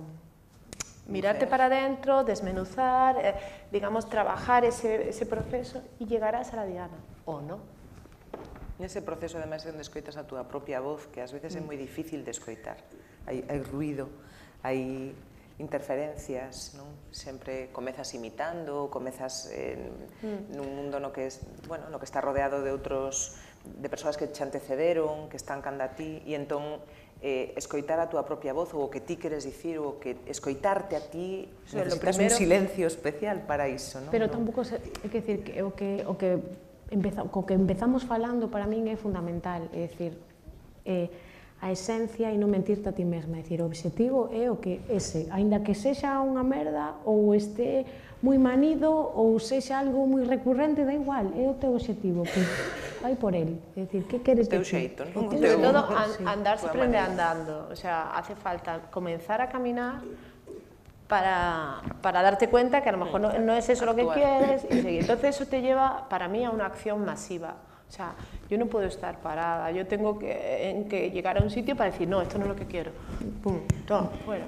Es como una psicoterapia, o sea, como si estuvieras en una terapia, ¿no? Sí, para mí sí, desde luego. Para mí, o sea, yo no me entendería todas, digamos, las tormentas de mi cabeza si no hago arte. O sea, entonces... Y el problema es que hay mucha gente que no tiene nada que decir. Y ese es el problema, y se empeña a veces en ser artista, o por lo menos yo me encuentro en Bellas Artes, mucha gente que dice, pero es que tú estás hueco, no tienes nada, no te importa nada, no te emociona nada. Ten tuétano, pero para otra cosa. Claro, o sea, y entonces, claro, de ahí es muy difícil sacar. Y de hecho hay gente que es que eso, que no tiene vida. Tú, pues, no. Bueno, yo estoy en desacuerdo con eso. Yo creo que no es que no tengan nada, sino que están bloqueados. De alguna manera la vida les ha bloqueado y no son capaces de expresar. Están empeñados en algo que non se lles dá ben ou que non... Que no son capaces de expresar. Igual en el momento en el que consiguen hacerlo, pues... Sí, yo creo que tiene más que ver con la sinceridad. Con la sinceridad. E con non quererse tampouco... probablemente moitas veces queres ser o máis original, o máis non sei que, da igual, tío, fai o que realmente queres facer e tampouco pasa nada. E vas a equivocarte e non lle vas a gustar a todo o mundo, ou a mellor sí, e resulta que... Pero é o que ti realmente queres facer. Que puede tener que ver con que la educación que le han dado ha sido hacia afuera y no hacia adentro igual. Hombre, yo creo que tenemos un mundo de creencias y que no sabemos hasta qué punto la parte subconsciente habla en la parte consciente, ¿no? Y todo eso que no sabemos por qué está ahí. Y son muchos años de educación, de cultura, de genes... E os obxectivos vitais que te marques o que che marcaron, que son os peores. Claro, ¿no? O que tú sin saber estás yendo ahí. Lo peor para mí es que tú te crees que estás yendo para allá y tu subconsciente te arrastra al otro lado, ¿no? Y el subconsciente está escrito por eso, por creencias de la sociedad, de un montón de cosas. Entonces es muy difícil ser sincero y escuchar esa vocecilla, ¿no? Vale, y espera, voy a abrirte la puerta que te habías cerrado, ¿vale? A tu capacidad de artista como cocinera. Yo tampoco sabía cocinar cuando empecé, ¿vale? O sea que y a todo se aprende. Yo no sé pintar, ¿eh? ¿Vale? En cambio, yo opino que todo el mundo puede pintar si quiere. Sí, sí, y todo el mundo puede cocinar. Es más, todo el mundo cocina. Esto es lo bueno que tiene. Antes o después vas a cocinar. Pero yo sí entiendo una cosa, que es esa admiración por el talento que no tienes, ¿no? Porque a mí me pasa con la música. Yo tengo una oreja aquí y otra en Pekín. Y entonces cuando veo algo que me emociona, yo no entiendo de dónde viene, no sabría ni cómo hacerlo, ni tal, pero sí que es importante, ¿no? Decir, esto lo valoro, no sé cómo hacerlo, pero... Y yo creo que ese es talento cruzado, ¿no? Esto a mí planteame outra pregunta máis. O talento se nace, se crea, se adquiere? Yo creo que todo. Non digo porque, o sea, que sempre, no, que ten un talento innato. Sí, parece que son o tes innato e xa non podes. Eu creo que se pode adquirir, Yo creo que se nace y yo creo que hay que se riega. E incluso a sensibilidade se pode ir pulindo, Home, claro, menos mal. Traballo nos costa. A veces pensas que hai xente tan ruda que nunca chegará a ter sensibilidade. Bueno, todos andarás, se traballa ben. Sí. Alguén máis quería? Sí. No sé. Ahora. Bueno, grazas por este rato que está sendo fantástico. Eu quería comentar unha das experiencias máis fortes da miña vida que tivo que ver xusto co que se está a falar, que co silencio. E aquí hai unha persona que formou parte dela. Foi en Navantia, con 1000 nenos cantando unha canción de Guadi Galego. O momento previo á grabación foi brutal. Brutal, sí.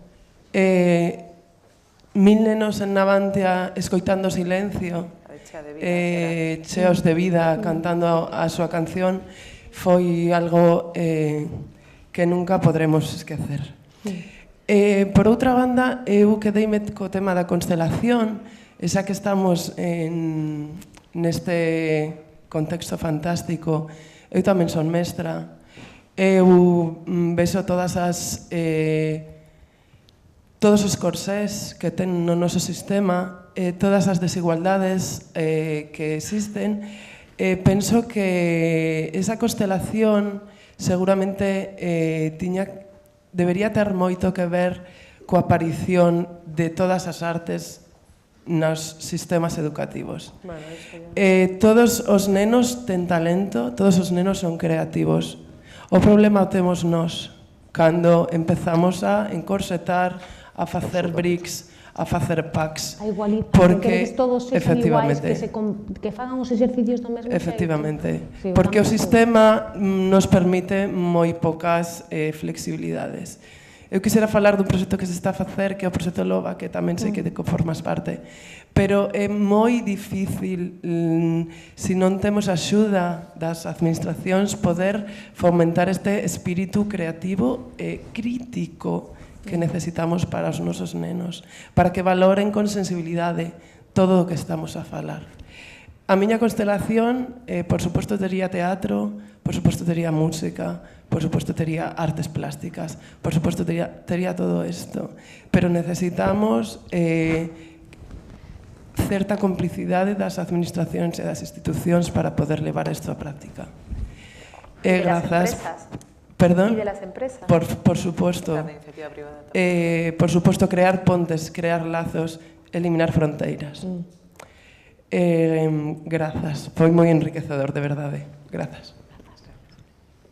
Eu creo que eso que fala a compañera, non sei como te chamas, Lara, creo que vai ligado a felicidade individual e colectiva, como sociedade. Entón, a sociedade ten na cultura un dos motores máis maravillosos que ten que ver coa educación e a cultura e a felicidade como sociedade e, por outro lado, ser coherente e ter espírito crítico para crear unha sociedade libre e limpa e non a sociedade que quere crear somente unha parte da economía, que non digo todas, porque eu creo que hai moitísimas empresas agora privadas que están moi implicadas con todo este tipo de cosas e moi concienciadas con todos eses valores que dende a educación estamos traballando moitísimo. Alguén máis quere intervir? Bueno, pois o noso empeño foi sonoro. Esta noite falamos de ese empeño, desa fe coa que comezamos, da honestidade, da creatividade, a puxanza juvenil, non? A ilusión infinita, non? A distancia que temos que tomar de nos mesmos, que somos pequeniños como esta canica, como esta bola de cristal, que me gustaría terminar agasallando con ela e con estas placas de Petri, xa que aquí falamos de arte e de ciencia, non falamos moito da química da cociña aínda, pero bueno, queda para outras actividades, para outras cuestións. Eso precisa un día entero, polo menos, xa che digo eu. Pois as placas de Petri que o que empregan en moitos laboratorios de bioloxía, non, para facer cultivos, que tamén se di cultura en portugués, non, as culturas, the culture en inglés.